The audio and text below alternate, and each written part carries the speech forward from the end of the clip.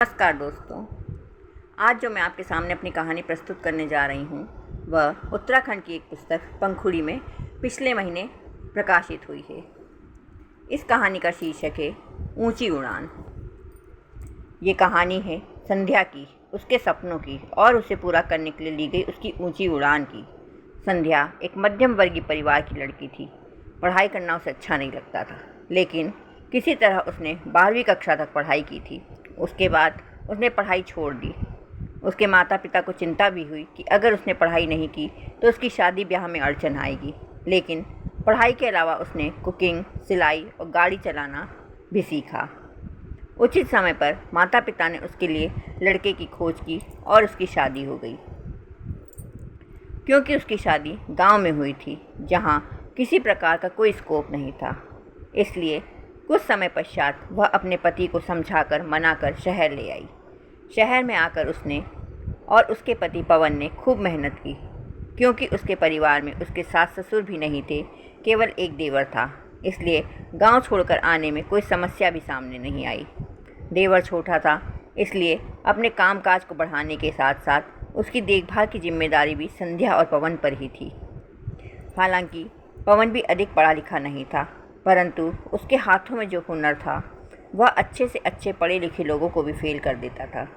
पवन को मिठाइयाँ बनाना, बिजली की वायरिंग का काम करना सब कुछ बहुत ही अच्छे तरीके से आता था, इसलिए जल्द ही पवन को भी काम मिल गया।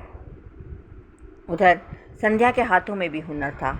ऊपर से वे लोग जिस शहर में रहने गए थे वह ज़्यादा बड़ा नहीं था और वहाँ के लोग अपने घर की लड़कियों को काम तो सब सिखाना चाहते थे, जैसे सिलाई, कढ़ाई, मेहंदी, पार्लर और यहाँ तक कि गाड़ी चलाना भी, सब कुछ। लेकिन यह सब वह किसी लड़की या औरत से ही सिखवाना चाहते थे।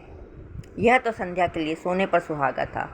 कुछ ही समय में पवन की मेहनत से कमाए हुए पैसों और थोड़ी सी जमा पूंजी से संध्या ने एक स्कूटी खरीदी और छोटा सा ट्रेनिंग पॉइंट या स्कूल खोल लिया। जैसे जैसे लोगों को पता चलता गया, वैसे वैसे स्कूटी सीखने वाली लड़कियों, यहाँ तक कि औरतों की भी संख्या में इजाफा होने लगा। समय बीतने लगा। संध्या और पवन को 2 बार माता पिता बनने का सौभाग्य प्राप्त हुआ। दीपेश और शोभित के रूप में उन्हें 2 पुत्र रत्नों की प्राप्ति हुई। कभी कभी पवन और संध्या के काम में उतार चढ़ाव की स्थिति आती रही, लेकिन उन्होंने हिम्मत नहीं हारी। बरसात के मौसम में कीचड़ और पानी की वजह से जहाँ ट्रेनिंग पर असर पड़ता, वहीं बिजली के काम में भी आमदनी कम होने लगी। इस पर भी दोनों पति पत्नी ने हिम्मत नहीं हारी और संध्या ने छोटे पैमाने पर टिफ़िन सेंटर शुरू कर दिया। उसके हाथों में जैसे माँ अन्नपूर्णा का निवास था। वह जो भी बनाती सबको बहुत ही अच्छा लगता। धीरे धीरे टिफ़िन की संख्या बढ़ने लगी और पूरे 4-5 महीने यह काम बहुत अच्छे से चला। उसके बाद बरसात का मौसम ख़त्म और फिर से स्कूटी वाला काम शुरू। इसी प्रकार पवन भी रुक कर बैठने वालों में से नहीं था। उसने बिजली का काम न चलने पर छोटे छोटे गांवों में या आसपास की दुकानों पर टॉफ़ी, चॉकलेट, बिस्कुट आदि की सेलिंग की। दोनों ने पूरी जिम्मेदारी के साथ अपने बच्चों की देखभाल की और उन्हें खूब अच्छे से पढ़ाया लिखाया। बड़ा लड़का दीपेश आज इस काबिल है कि वह एक कंपनी में अच्छी पोस्ट पर है और उसने अपनी आगे की पढ़ाई भी जारी रखी है।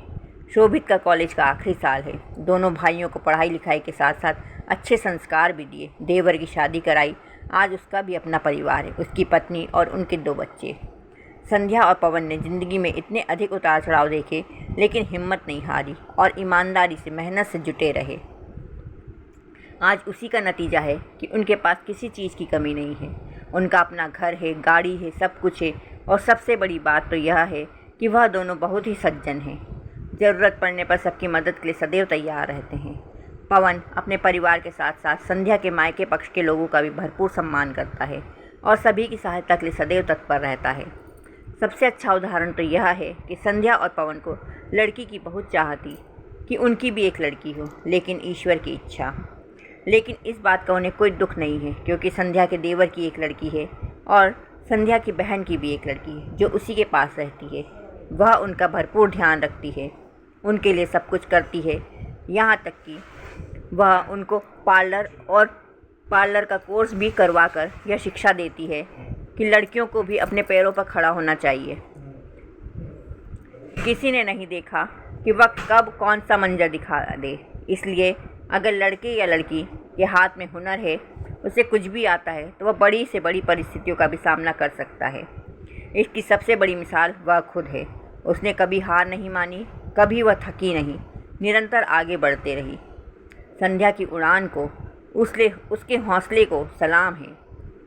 इसीलिए कहा गया है, यही तो है वो, बन परिंदा ऊंचा तू उड़ता जा, बन परिंदा ऊंचा तू उड़ता जा, छू ले तू आकाश के तारों को, छू ले तू आकाश के तारों को, मन में तू आस रख, अपने ऊपर विश्वास रख, मन में तू आस रख, अपने ऊपर विश्वास रख। कुछ बनना है अगर जीवन में, कुछ बनना है अगर जीवन में, हर कठिनाई को तू लगा गले।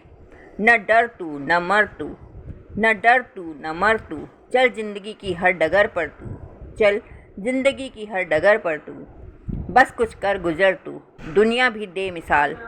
यही तो है वो जो डरा नहीं, झुका नहीं, आंधियों के थपेड़ों में भी डटा रहा, बन वह चट्टान। धन्यवाद।